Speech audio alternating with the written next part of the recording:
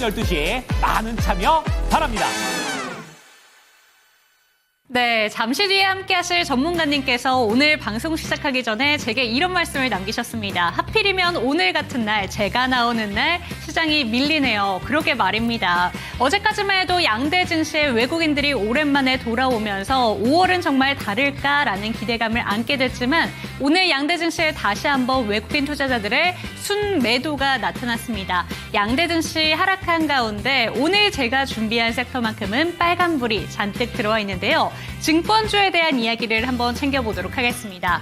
가장 상단에 보이고 있는 차트 같은 경우에는 KRX 증권과 관련된 차트입니다. 오늘 기준으로 886포인트를 좀 기록을 하게 되면서 2024년 10월 달에 고점 부근까지 다다르고 있는 흐름이 나타나고 있는데요. 4월 달부터 수급을 한번 분석을 해보니까 잠시 뒤에 보여드릴 테지만 외국인과 기관의 수급이 차곡차곡 쌓이고 있습니다. 증권주 이달 주가 상승률을 보신다면 오늘 신고가 행진도 많이 보여줬는데 미래에셋증권 28.26% 급등을 보여줬고요. 삼성증권과 한국금융지주 14%가 넘는 수익률, 키움증권과 NH투자증권도 8%대가 넘는 수익률을 이렇게 보여주고 있습니다. 그럼 오늘 종가 흐름부터 한번 체크를 해보도록 하겠습니다. 제목은 이렇게 잡아봤습니다. 관세도 실적도 뚫은 증권주, 대선 공약 기대감까지 안으면서 본격 랠리를 펼치고 있는데 주가 흐름 체크해보시죠. 오늘 신고가 행진을 보여줬습니다. 미래에셋증권 같은 경우에는 우선주가 신고가를 갔고요. 신현증권 신고가, 그리고 NH투자증권도 이렇게 잘 갔지만 한국금융지주도 신고가로 이렇게 거래를 마치게 됐습니다. 전반적으로 빨간불을 들어온 가운데 이 증권 종목들이 이렇게 주목받고 있는 이유는 어떤 이유인지 체크를 해보도록 하겠습니다. 첫 번째로는 글로벌 리스크가 회피 가능한 관세 무풍지대다라는 이야기가 나오고 있습니다. 미국발 관세 이슈에 영향이 적게 되면서 방어적 투자처로 부각을 받고 있다라는 것이고요. 두 번째로는 구조적으로 실적이 개선되고 있다고 합니다. 많은 분들 알고 계신 것처럼 대체거래처가 출범이 됐기 때문에 거래 시간 자체도 늘어나고 있고요. 개인 투자자들의 유입이 활발해지고 있다라고 하고 있습니다. 보시는 것처럼 개인 투자자들의 유입이 확대되는 대표적인 이유가 넥스트레이드에서 개인의 비중이 95% 이상이 넘었기 때문입니다. 그리고 글로벌 증시 조정에도 여전히 해외 주식 거래 대금은 꾸준히 늘어나고 있는데요. 해외 브로커리지 수수료 자체가 국내보다 3배 이상 높기 때문에 수수료 자체가 증가하고 있는 추세라고 합니다. 세 번째 이유도 체크해 보시죠. 네, 금리와 정책 기대감까지 안고 가고 있습니다. 일단 다시 한번 지금 경기 자체가 침체가 될 수도 있다라는 이야기가 나오다 보니까 금리 인하 기조가 기대가 되고 있는데요. 금리 인하 기제에 따라서 채권 매매 평가이익이 늘어나게 된다면 운용 수익이 늘어난다라는 구조가 나타나고 있다고 하고요. 올해 금융당국이 증권사 종합투자 계좌라던가 발행어음, 신규 사업자를 선정할 것을 예고했기 때문에 이에 따른 수혜도 받는다고 합니다. 그리고 정치권에서도 증시 활성화에 대한 이야기를 꾸준히 하고 있기 때문에 공약에 대한 기대감까지 받아가고 있습니다. 다음 페이지도 살펴보시죠. 네, 오늘 가장 크게 급등을 한, 그리고 한 달 사이에도 가장 크게 급등한 미래에셋증권의 수급 한번 체크해 보도록 하겠습니다. 4월 한 달 동안 누적 순매수를 한번 체크를 해봤는데요. 보시는 것처럼 외국인과 기관의 동반 러브콜을 강하게 받고 있습니다. 외국인 투자처 같은 경우에도 지금 꾸준히 유입이 들어오게 되면서 지금 3거래일 연속 외국인과 기관의 동반 러브콜을 받고 있는 미래에셋증권인데 지금 한 종목만 이렇게 수급을 보여드렸지만 증권 종목들 대다수가 외국인과 기관의 선택을 받고 있다라는 점이 체크가 됐습니다. 다음 페이지도 살펴보시죠.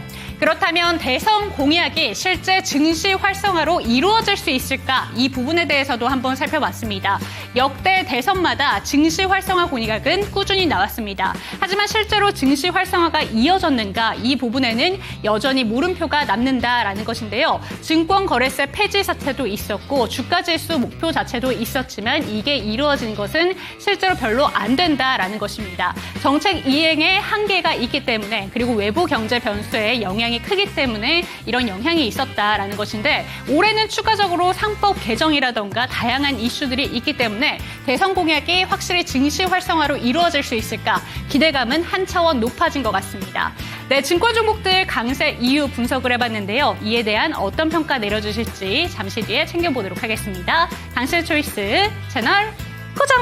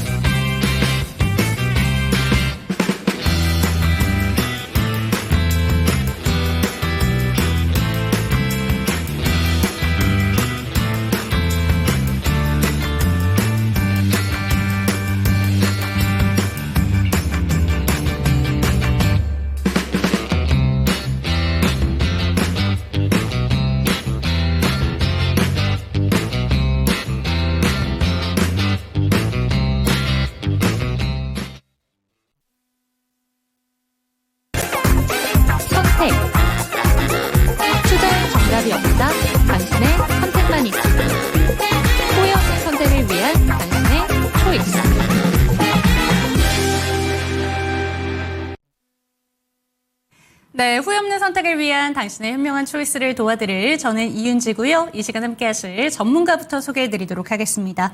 대범투자자문의 조성을 대표와 이 시간 함께합니다. 대표님 안녕하세요. 네, 안녕하세요. 네, 오늘 시장 제가 브리핑을 시작하기 전에 대표님과 나눈 담소에 대해서 잠깐 이야기를 했었는데 대표님께서 오늘 아쉽다라고 이야기를 해주셨어요. 아쉽다라고 평가하신 이유가 어떤 건지 오늘 시장 분석해 주시죠. 네, 사실 이제 오늘 제가 또 일주일에 한 번 출연하는 날인데 이때 시장이 빠지다 보니까 좀 아쉬운 부분이 있는데 사실상 오늘 시장은 조금 이제 우리가 좀 어려울 수 있는 걸로 전망됐던 시장입니다. 내내 4월 달에 반등이 나올 때도 실제 외국인들이 뭐 선물에서는 왔다 갔다 했지만 코스피랑 코스닥 현물에서는 그렇게 의미 있는 순매수를 하지 못했거든요. 또한 반등은 나오고 있는데 시장의 거래 대금은 그렇게 크게 증가하지 못하고 있는 상황 부분에 있어서 시장 반등에 있었을 때 그 질이 그렇게 좋지 못했었습니다. 그런 상황에서 지금 보시면 코스피와 코스닥 둘 다 일본 기준 지수 봤을 때 다 내내 20일, 60일을 달 뚫고 올라왔지만 결국에는 200일선 최종적인 중장기 저항선을 돌파를 목전에 두고서 밀린 상황이거든요. 단번에 반등 나올 때 200일 저항선을 지수가 한 번에 뚫기는 쉽진 않습니다. 그래서 이게 방향성은 올라갈 수 있다고 보는데요.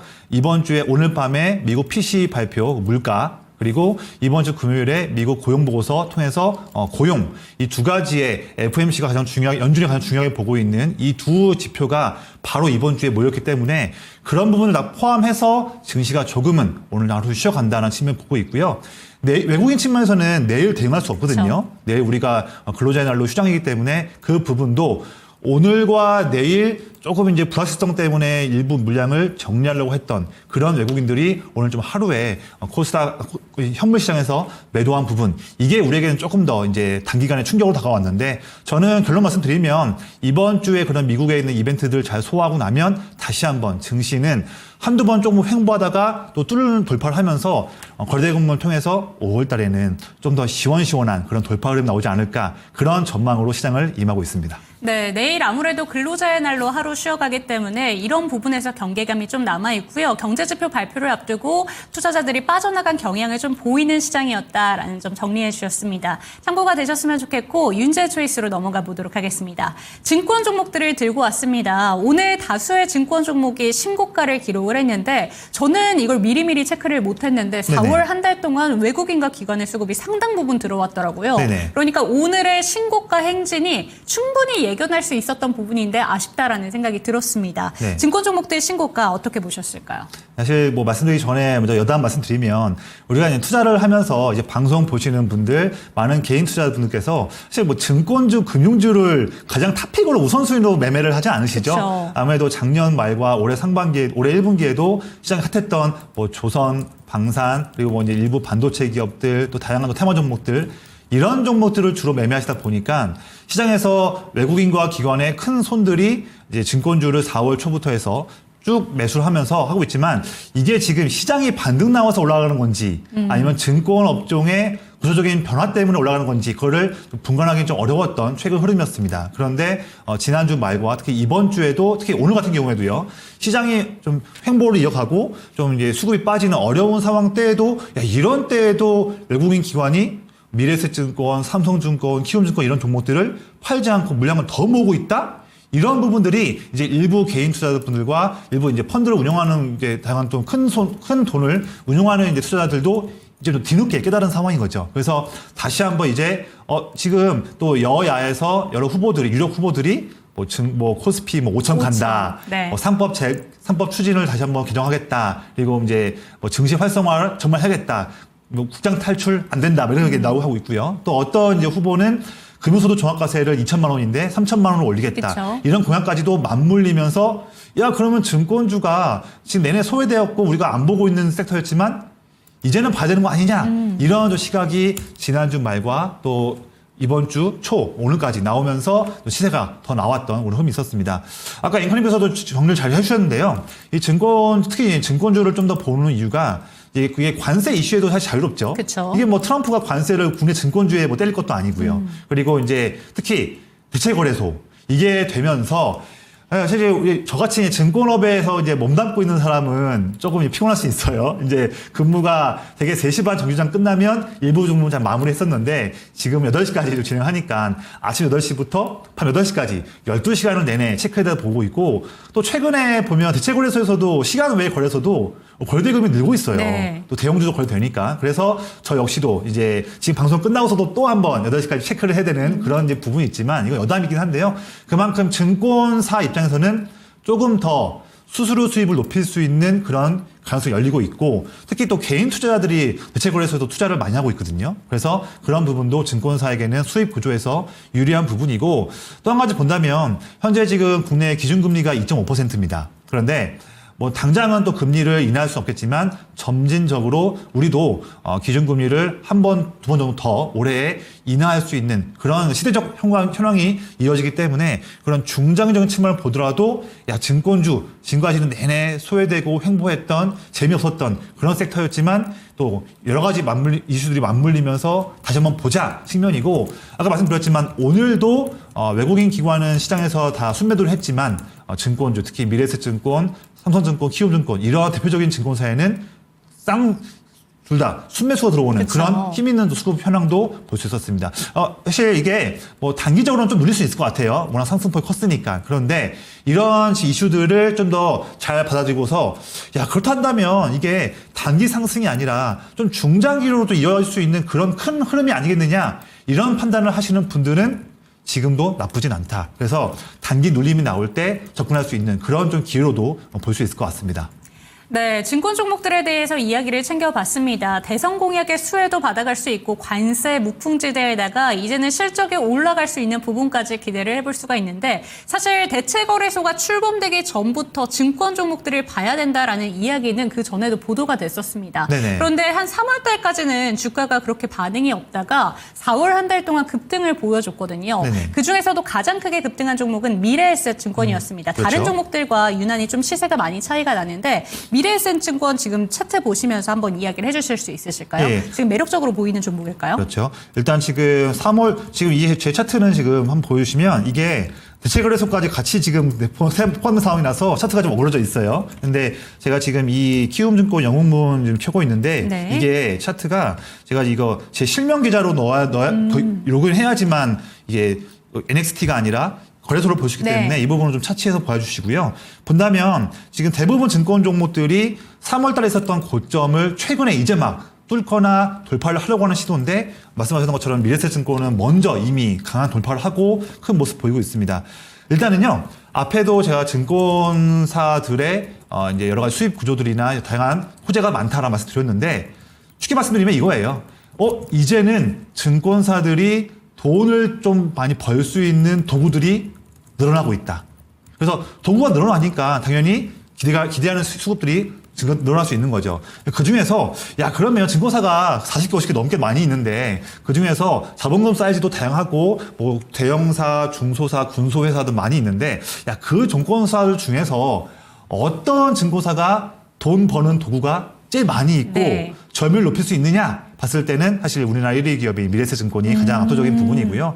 일단 먼저 자본금이 워낙 압도적으로 1위이기 때문에 그 막대한 자본금을 통해서 증권 업종에 앞으로도 다음 정권도 그렇고 어떤 데서도 항상 새롭게 증권사의 사업 영역을 넓힐 수 있는 어떤 규제에 풀어지는 것이 본다면 당연히 항상 첫 번째 기준은 자본금 사이즈가 기준이거든요. 항상 어떤 이제 증권사의 어떤 비즈니스 라이센스를 더 높여준다거나 범위를 늘려줄 때 참여할 수 있는 증권사에 대한 그 범위는 자본금이 얼만큼 더 이상이야, 너 4조 원 이상이야, 8조 원 이상이야, 1조 원 이상이야 이런 자본금 사이즈를 먼저 보면서 그 라이센스를 풀어주거나 닫히거나 하는 부분이 있습니다. 거기에서 자본금 1등이기 때문에 이 부분은 다들 아시는 내용이고요. 특히 두 번째 내용인데 이 미래에셋증권이 보시면 특히 다른 증권사보다도 이 부동산 투자 쪽에 상당히 많은 그런 관심을 보였고 네. 국내든 해외든 많은 그런 자산들을 갖고 있었습니다. 그런데 최근 2022년, 23년 하면서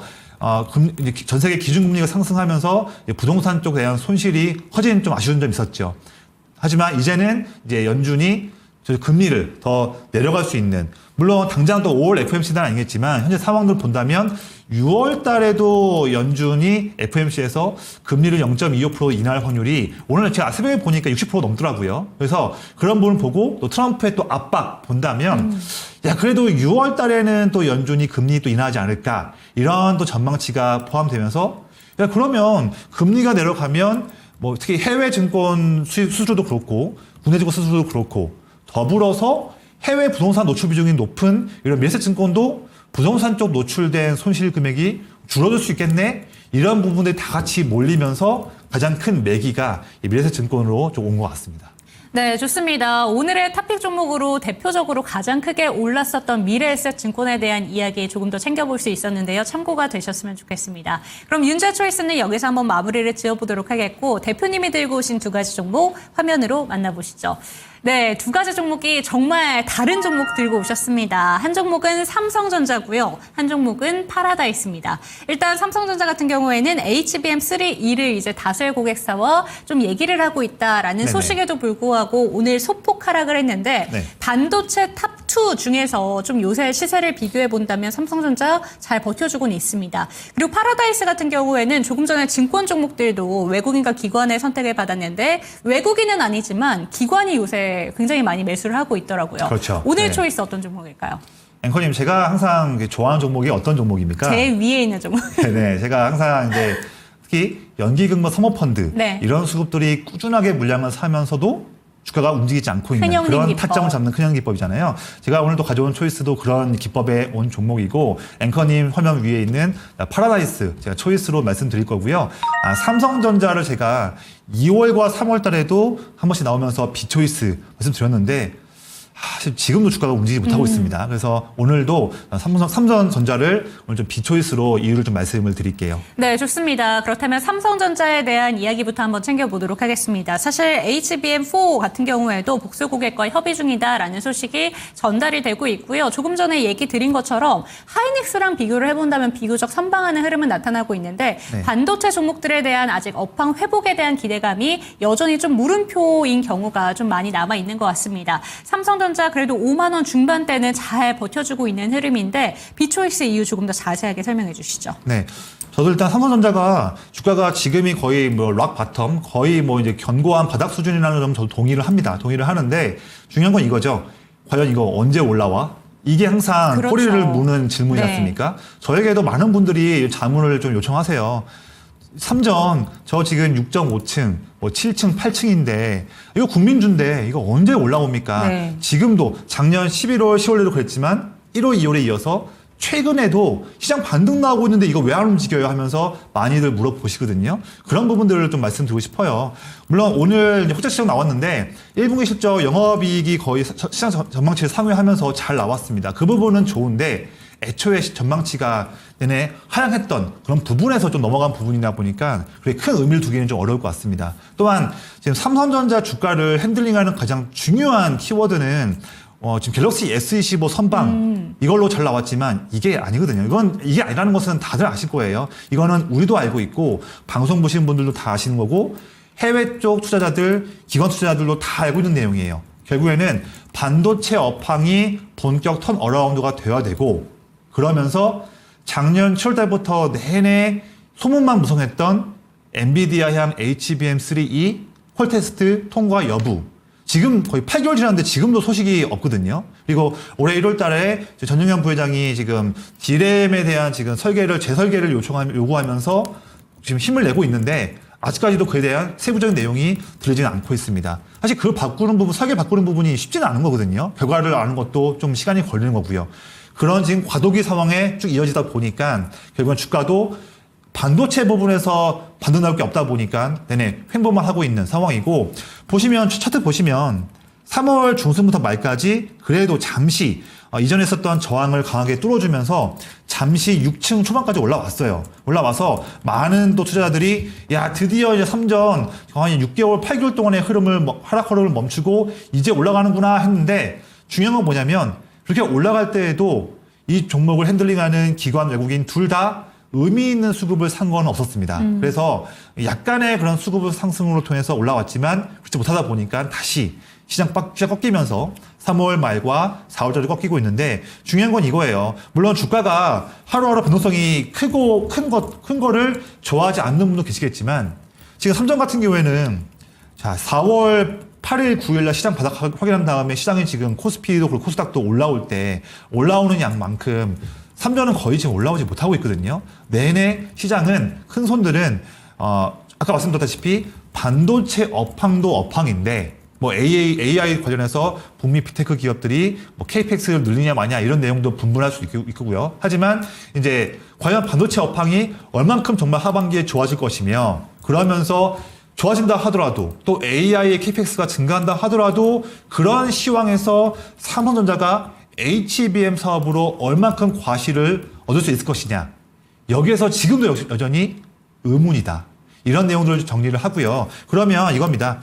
그러면 삼전 지금 6.5층, 7층에 보유하고 있는데 이거 어떻게 해야 되느냐 이 부분이 있을 것 같은데 저는 우선 이번에 반등이 나온다 하더라도 5월달에 나온다 하더라도 저는 최소한 6만 원까지는 올라갈 수 있다고 봐요. 하지만 다시 지금 작년 10월달부터의 매우 두터웠던 이 선을 그어는 6만 원 저항 6만 원과 또 3월 중순 때의 저항인 62,500원 이 파란색에 해놓은 이 저항 라인을 강하게 돌파할 수 있는 그 중요한 키워드가 매력 포인트가 나오기 전까지는 네. 또 횡보하면서 누릴 수 있다. 그런 측면을 보시고요.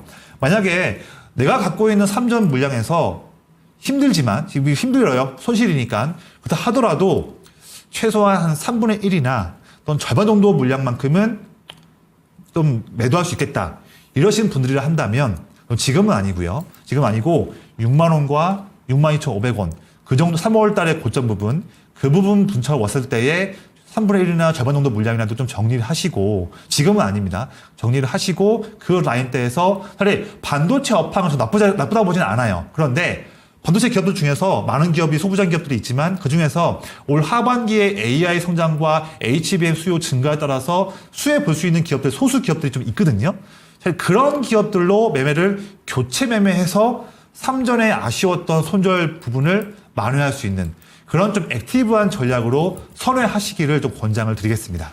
네, 종목이 삼성전자인 만큼 한 가지만 추가적으로 질문을 드려보도록 하겠습니다. 반도체 업황에 대해서 나쁜 의견은 아니다라고 이야기를 해주셨지만 아무래도 외국인과 기관의 수급이 들어와 보지 않다 보니까 정고점 부근에 터치가 나온다면 그때는 비중을 줄여보는 전략도 필요하다라고 이야기를 해주셨습니다. 네네. 그런데 최근에 모건 스탠리에서 이제 빙하기다라는 이야기까지 언급이 나왔고 네, 뭐 아이스버그 룸 뭐 영어 쓰면서 나오더라고요. 그런데 근데 이 삼성전자에 대해서는 그나마 탑픽 종목으로 선택을 했습니다. 그걸 좀 긍정적으로 봐야 되는 건지 아니면 반도체 업황에 대해서 전반적으로 나쁜 의견이 나왔기 때문에 이 부분을 우리가 받아들여야 되는 건지 대표님의 의견은 어떠실까요? 저도 사실 모건 스탠리의 그 부분들을 여러 번 좀 읽고 또 그 파생된 또 다양한 사람들의 또 의견도 참고하면서 봤는데요.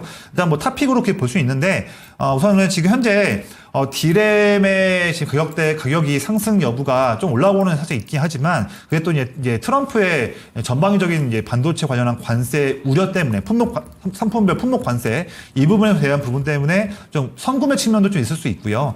지금 일부에서는 뭐 마이크로소프트나 뭐 아마존이나 다양한 기업들이 최근에 AI 데이터 센터 관련한 추가적인 주문을 잠깐 조금 홀드했다라는 내용도 나오고 있는데 그게 2월과 최근 내용이었죠. 그런데 이거를 이제 어떤 사람들은 이거를 이제 AI 시장에 대한 투자 성장이 끝난 것이 아니냐 이렇게 우려하는 사람들도 있습니다. 의견이 많이 분분한데 저 같은 경우에는 각자만의 의견이 있는 거니까요. 근데 저 같은 경우에는 이제 그분보다는 AI 투자에 대한 성장은 꺾이지는 않을 것이다. 왜냐하면 특히나 중국의 딥시크가 빠르게 발전하는 모습도 있고 지금 최근 내용 보니까요. 2023년 대비해서 3년대에 미국과 중국 국가 단위에서의 AI에 대한 성능의 숫자 지표 봤을 때 격차가 거의 절반 차이였거든요. 미국이 더 훨씬 중국보다 2배 이상 앞서가는. 그쵸. 그런데 그래프를 보니까 왜 월마다 지표를 체크했던 지표가 봤는데 최근 나온 내용이었어요. 올해 2월달 봤을 때는 미국의 국가 AI 관련한 실력 지표와 중국 지표가 격차가 10%도 차이가 안 납니다. 그만큼 딥시크 그 열풍이 그게 그냥 이상한 건 아니었거든요. 그래서 지금 또 보면 또 화웨이도 이제 아직 뭐 지금 확정된 내용은 아니지만 화웨이도 지금 이제 엔비디아의 H 지금 그 이제 중국 판매되는 GPU 쪽 성능을 거의 따잡으려고 하는 부분 보이고 있다. 다양한 지금 이게 노이즈인지 실제인지 모르겠지만 내용이 나오고 있는데 결론은 뭐냐면 중국의 AI에 대한 성능이 크게 확 커지고 있는 부분을 우리가 무시할 수 없을 것 같습니다. 그걸 본다면 미국도 지금 트럼프 정책이 뭐 관세에 뭐며 이런 거 있지만 미국도 또 여러 가지 빅테크 기업들도 AI에 대한 투자를 멈출 수는 없거든요. 이거는 국가의 운명이 달린 그런 부분입니다. 그래서 그런 큰 측면을 본다면 저는 지금의 잠깐 노이즈는 이겨낼 수 있고 쭉 반도체 기업들은 상승할 수 있을 것이다.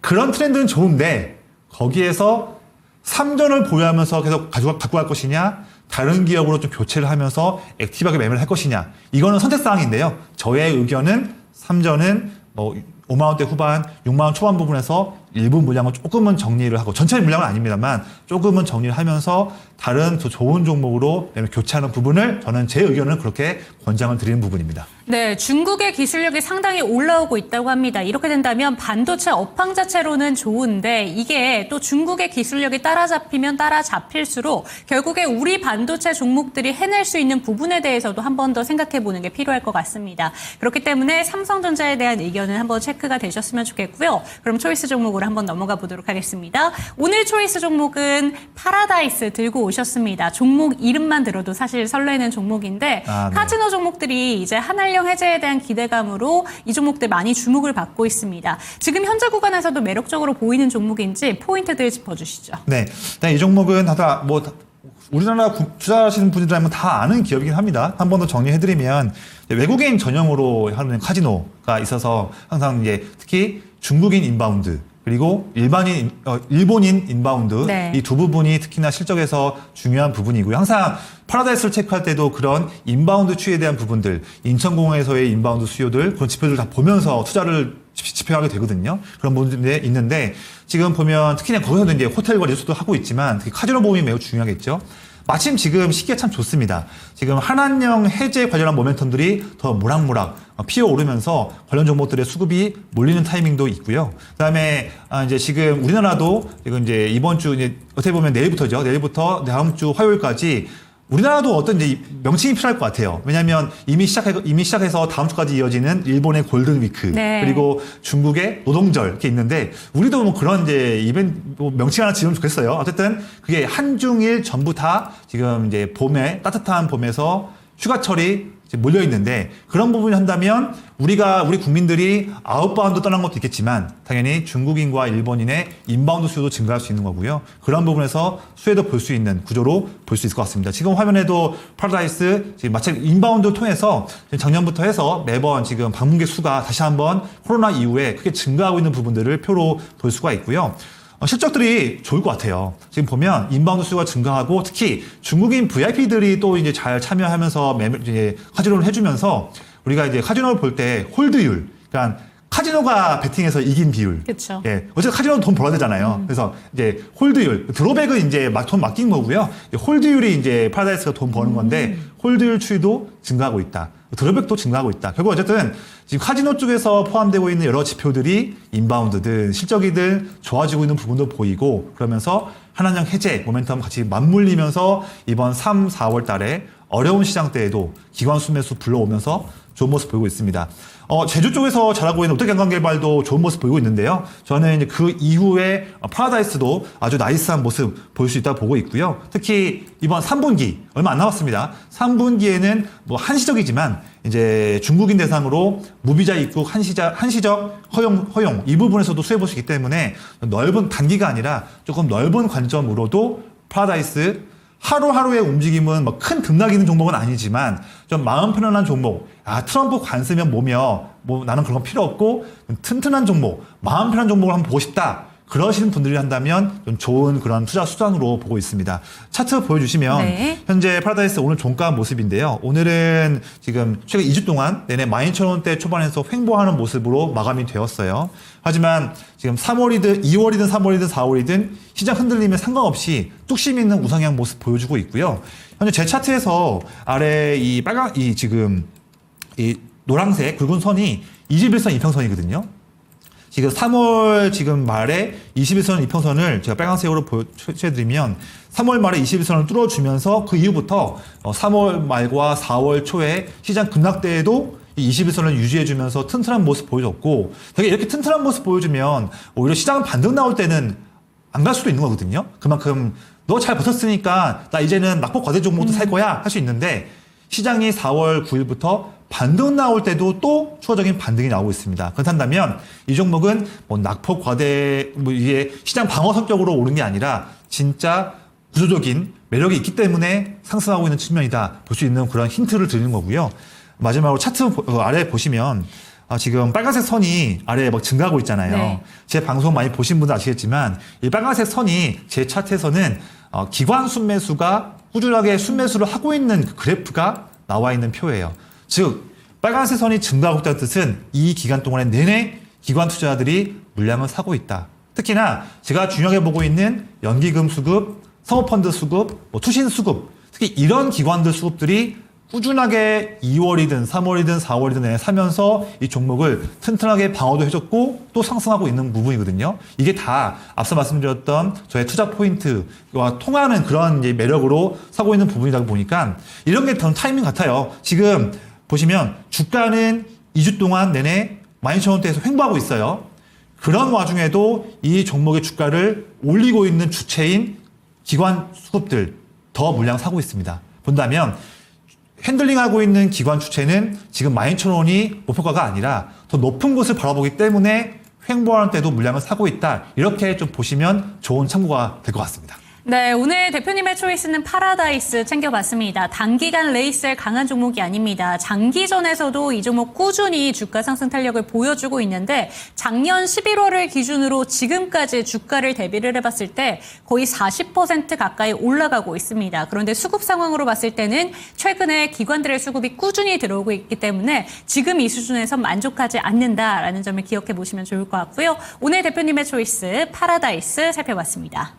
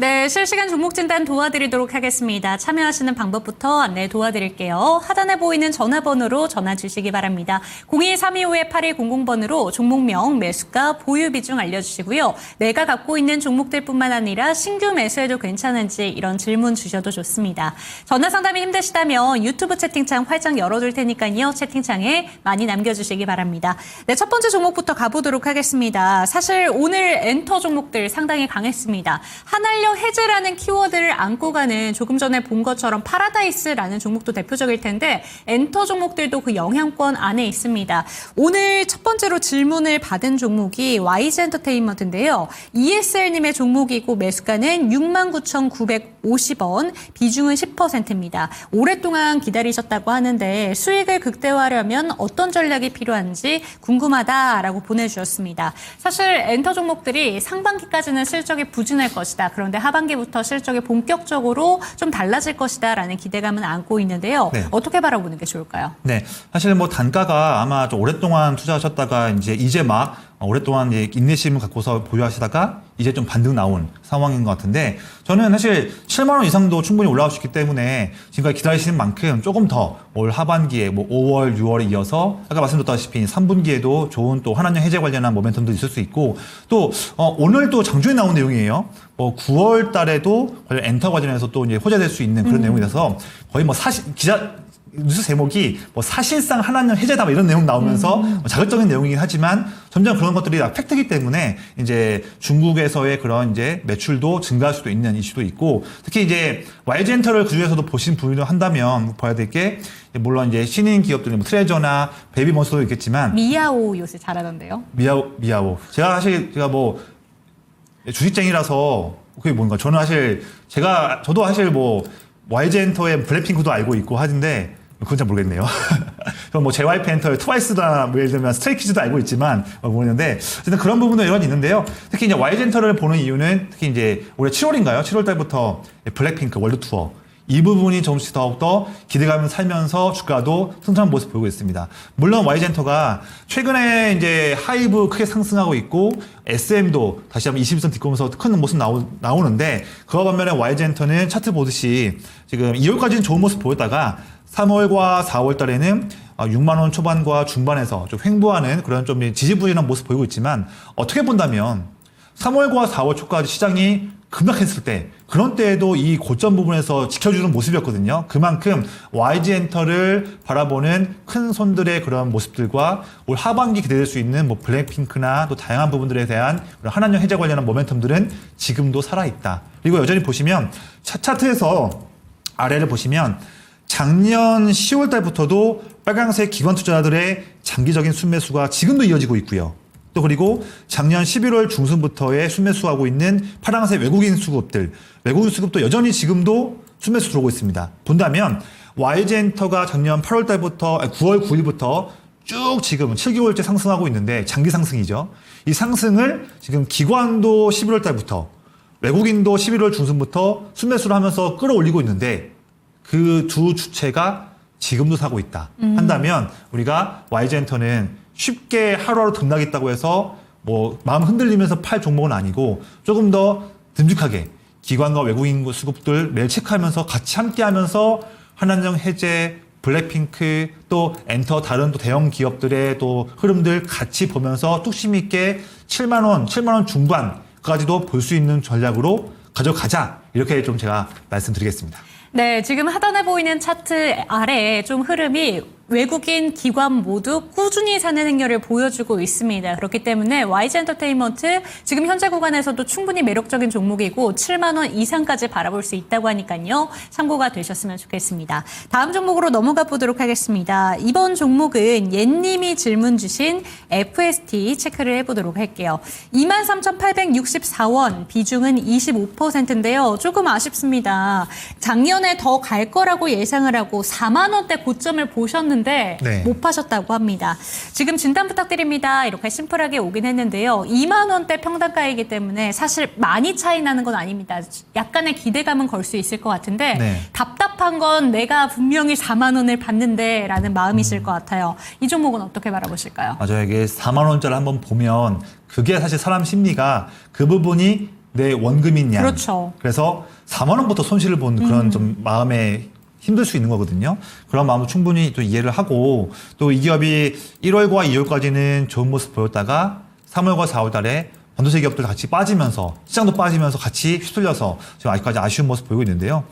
물론 지금 단가가 N님께서 23,000원대 중반 비중도 커요. 근데 저는요. 결론 먼저 말씀드리고 다음에 이유 말씀드릴게요. 결론은 이 종목 17,000원 지금 차트를 좀 선을 그어볼게요.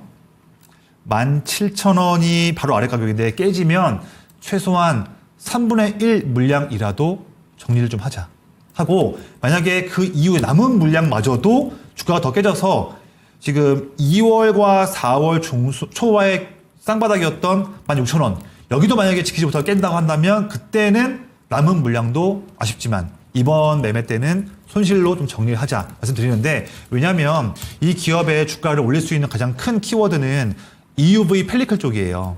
블랙박스도 있겠지만 특히 펠리클 쪽이 좀 더 높은 그런 매력도가 있는데 아마 FST를 비중도 크시고 오랫동안 보유하신 거기 때문에 그 EUV가 뭔지 펠리클이 뭔지는 아마 아실 것 같습니다. 뭐 모르시는 분들도 있을 수 있기 때문에 하는데 특히 EUV가 매우 미세한 반도체 파운드리 공정 쪽에서 뭐 3나노미터, 2나노미터 매우 정말 미세한 그런 이제 그런 회로를 그리기 위해서 필요한 노광 장비 정말 중요한 그 공정의 장비인데 이게 들어가는 게 네덜란드 ASML의 EUV 장비죠. 그 EUV 장비에 대응할 수 있는 웨이퍼의 블랭크 마스크 위에 먼지 쌓이는 걸 제거할 수 있는 그 펠리클 그거를 이제 만드는 걸로 이 기업이 야 FST 야 이거 진짜 삼성전자의 파운드리 쪽 발전하는 부분에서 야 진짜 이 기업이 추가율 90%가 넘는 그런 좋은 펠리클 만들 수 있어? 이런 기대감으로 FST가 SNS텍과 함께 좋은 모습 보였던 기업이죠. 그런데 중요한 건 뭐냐면 펠리클을 만들면 EUV 펠리클 만들면 3전에 팔아야 되잖아요. 팔아야 되는데 이 삼성전자의 파운드리 전략이 내내 매 년마다 참 아쉬운 모습 보이고 있습니다. 오늘 발표도 보면 삼성전자 LSI 사업부 또 적자 봤거든요. 지금 파운드리 쪽이 내내 좀 어려운 모습이고 지금 뭐 오늘 나온 내용으로는 삼성전자가 또 다시 뭐 퀄컴 거 물량 일부를 2나노미터 거를 뭐 수주할 수 있냐 만에 약간 좀 희망적이 섞인 뉴스가 또 나오긴 했지만 아직 그건 그렇죠. 내용 확인해봐야 아는 부분이고요. 여전히 올해에도 파운드리 쪽 부분에서 그러니까 EUV 장비가 많이 들어가는 그 분야에서의 삼성전자의 파운드리 쪽 실적은 좋지 못할 수 있다. 여전히 TSMC와의 그런 점유율 6배 대한 차이 나는 격차가 더 벌어질 수도 있다. 한다면 FST가 EUV 펠리클 잘 만들어서 팔아야 되는데 판매량이 뭐 그게 좋지 않겠죠.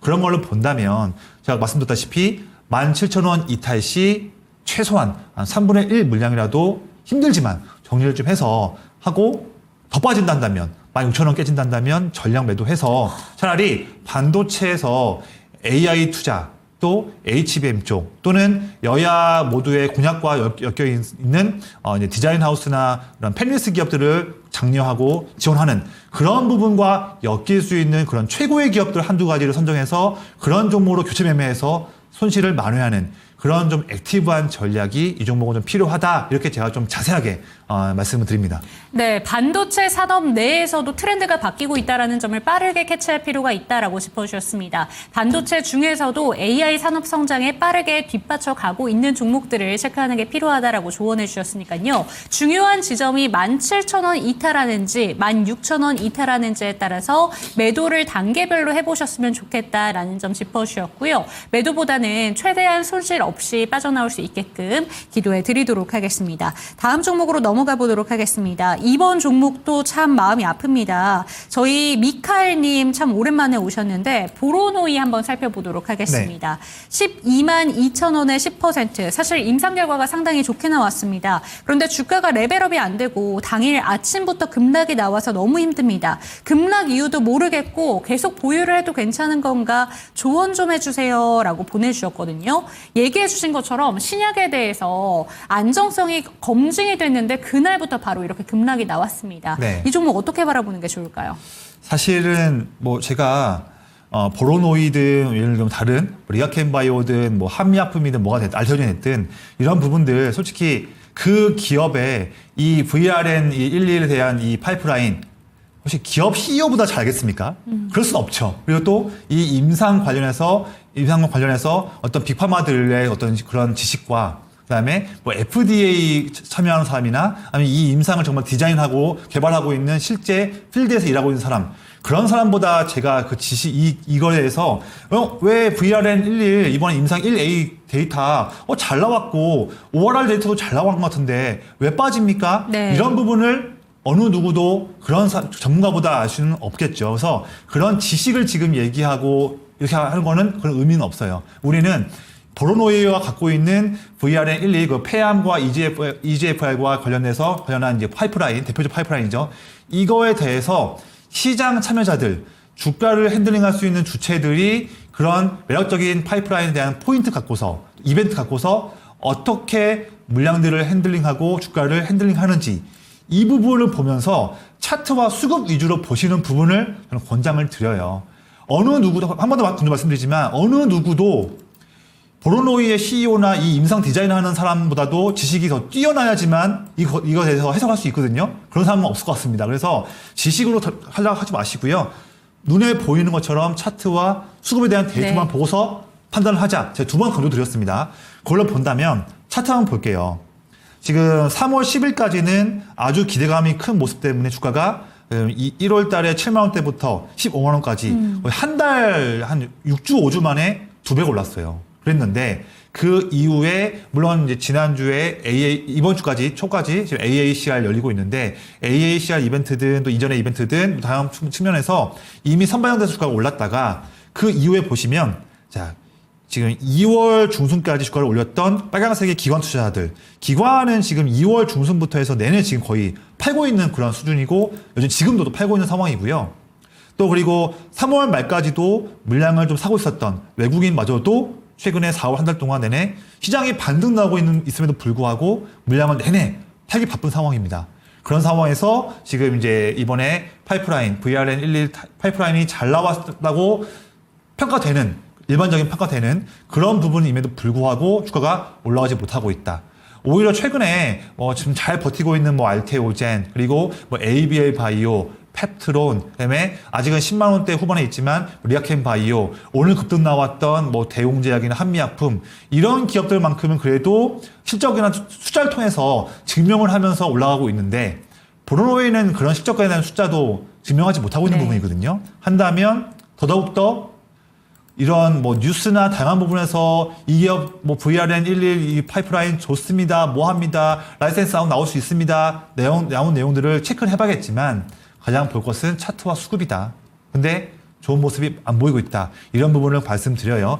지금 오늘 종가가 95,500원으로 마감했습니다. 마감했는데 보시면 지금 4월 달 초의 저점 부분이 바로 지금 종가랑 거의 비슷한 수준이에요. 그래서 현재 지금 제가 매수가를 한번 볼게요. 매수가가 지금 12만 2천원 10% 비중. 그래도 비중이 10%로 한다면 많지는 않지 않습니까? 그래서 물론 손실이 많이 아쉽긴 하지만 이 종목 94,000원, 5,000원 바로 아래 가격이에요. 그 부분이 많이 깨진다 한다면 최소한 절반이라도 물량을 좀 정리하자. 그리고 남은 물량이라도 9만 원마저도 더 깬다. 지금 9만 원이 아래 선입니다. 이 부분마저도 많이 깬다 한다면 그때는 물량을 정리해서 만약 제약 바이오 기업들을 투자해서 하고 싶다면 차라리 알테오젠, 리가켐 바이오 또는 대용제약 같이 피부미용 같이 하고 있는 차라리 그런 기업들로 좀 바꾸면서 투자하시고 이 브로노에 대한 손실을 완화하는 전략도 잘 염두에서 생각해 보셨으면 좋겠습니다.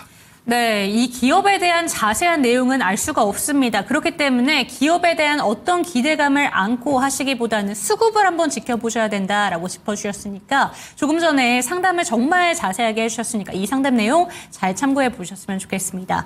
다음 종목입니다. 사실 어제 정말 잘 갔던 종목인데 전력설비 테마 쪽으로 한 종목 봐드릴게요. 칠리소스님의 종목 효성중공업입니다. 평단가는 45만 5천 원, 15% 진단 부탁드립니다. 고점을 못 뚫을 것 같네요 라는 이야기하셨는데 어제 또 급등이 나왔기 때문에 이제 다시 한번 고점 뚫을까라는 기대를 했더니 어제 상승분을 대다수 오늘 반납을 해줬습니다. 그렇기 때문에 좀 이제 정리를 해야 되는 건가 생각이 드실 것 같아요. 네네. 이 종목은 어떻게 보실까요? 네, 지금 미국이 내내 트럼프도 전력 수요 증가를 원해서 하고 있지 않습니까? 지금 수주가 계속 들어오고 있어요.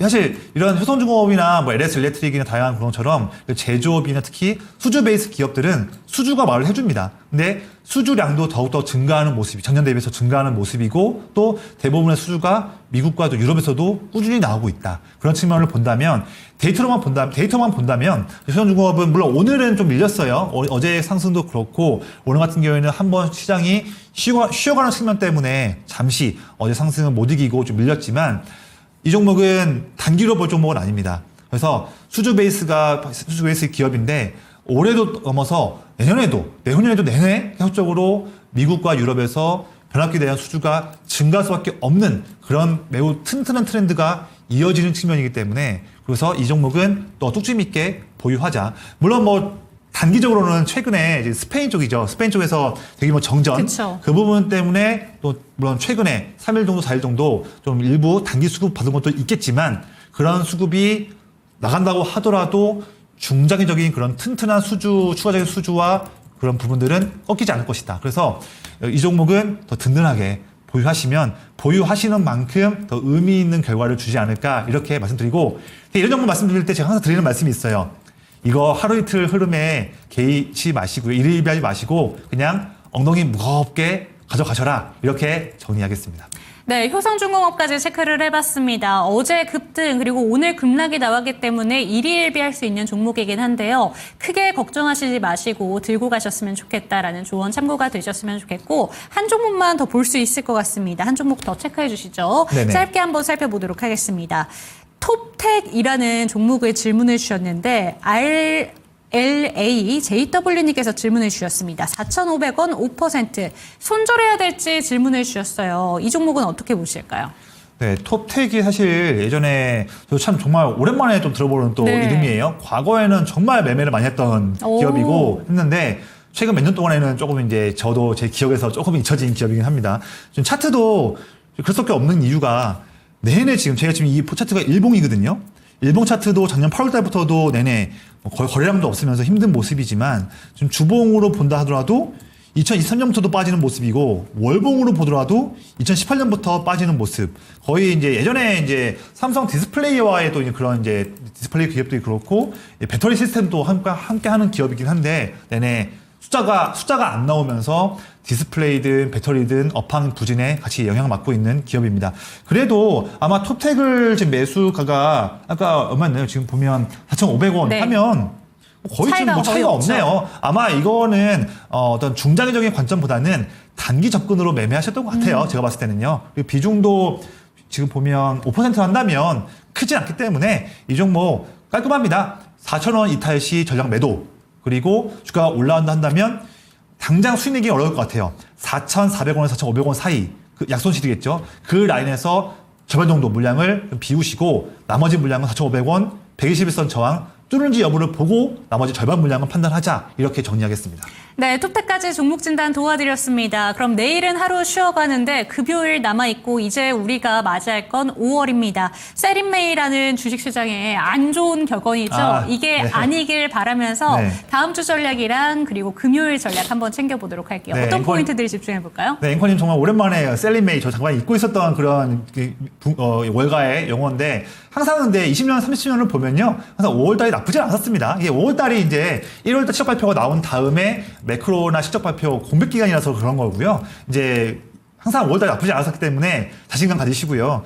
일단 오늘 밤에 미국 PC 물가 그리고 금요일날 밤에 미국 고용 보고서, 실업률, 시간당 임금 그다음에 나오기 때문에 고용 두 가지 중요한 지표 나오기 때문에 아마 금요일도 조금은 시장이 숨고르게 할 수 있겠다. 이런 게 필요합니다. 왜냐하면 현재 코스피, 코스닥이 둘 다 200일선까지 거의 근처까지 올라오면서 단기 ADR 지표 기준으로 과열권 왔거든요. 잠시 열기를 좀 식힌 다음에 다음 주에 또 상승할 수 있는 힘을 갖추자 이런 모습이니까 너무 이렇게 시장 빠진 것에 대해서 상심할 필요는 없을 것 같습니다. 할 것 같고 일단 5월달에 지금 이번 주부터 해서 한중일 연휴 일정 모여 있고 또 그리고 점점 더 한한령 해제 관련한 모멘텀이 모락모락 더 커지고 있습니다. 그래서 5월달에도 우리가 계좌 내에 한한령 해제 관련한 기대해 볼 수 있는 엔터, 미디어, 화장품, 카지노 중에 한 가지 종목들은 꼭 갖고 가자 말씀드리겠고요. 지금도 좋은 기업들이 많습니다.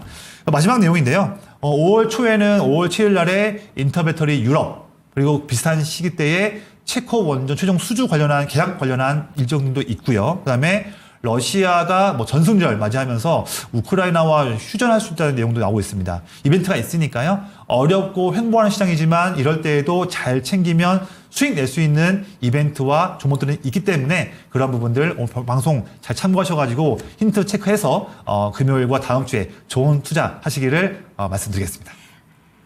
네, 꽃봉오리가 터지듯이 5월 달에는 여러분들의 계좌에 수익도 팡팡 터지기를 기대해보면서 이 시간 마무리해보도록 하겠습니다. 종목에 대한 상승과 하락은 보장하지 않는다는 점 기억해 주시고 금요일 이 시간 뵙도록 하겠습니다. 시청해주신 여러분 고맙습니다.